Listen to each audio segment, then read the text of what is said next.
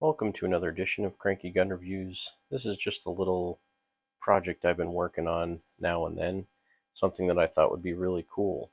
I've been wanting some 20 gauge mini shells for a while, and I haven't found anybody that makes them. I don't really know a reason to make them, but I wanted some, so that was good enough for me.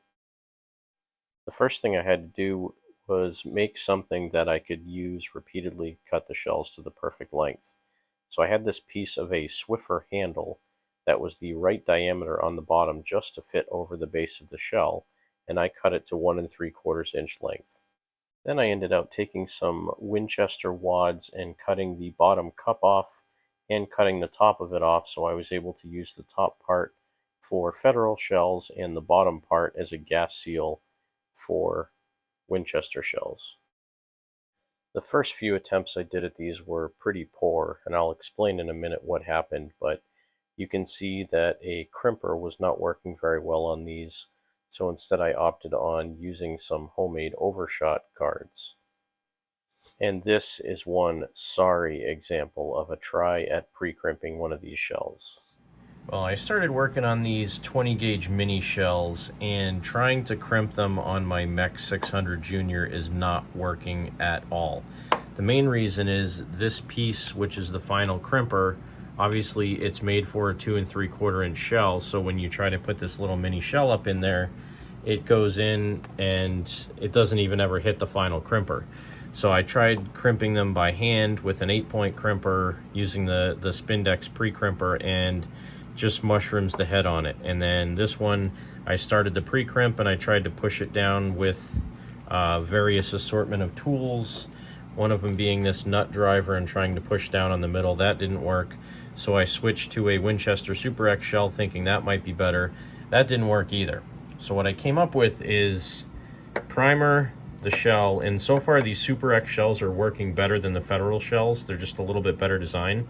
So I'm using the primer, the shell, and then this is the bottom of a 20 gauge wad that I cut the top off. This one is actually made for the Super X shell, so it has a tapered fit.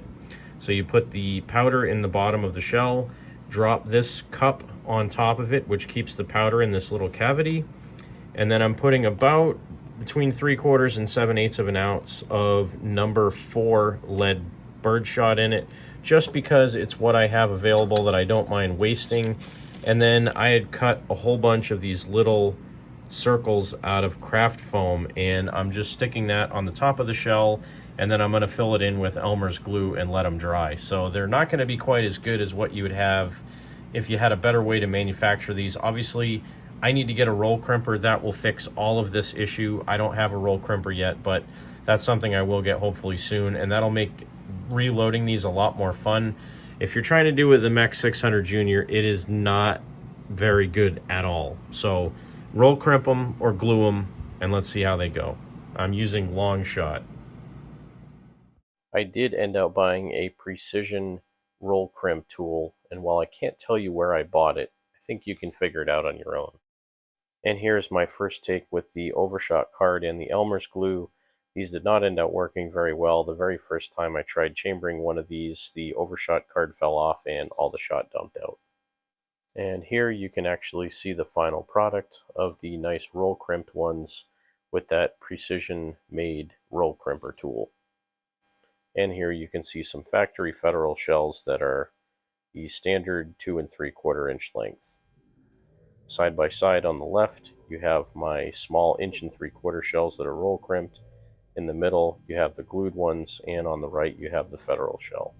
Now, no doubt some of you will think this is absolutely a stupid project because I'm wasting reloading components on a tiny shell that really is kind of useless. But there is a method to my madness. For one, I wanted to see if I could do it in the first place.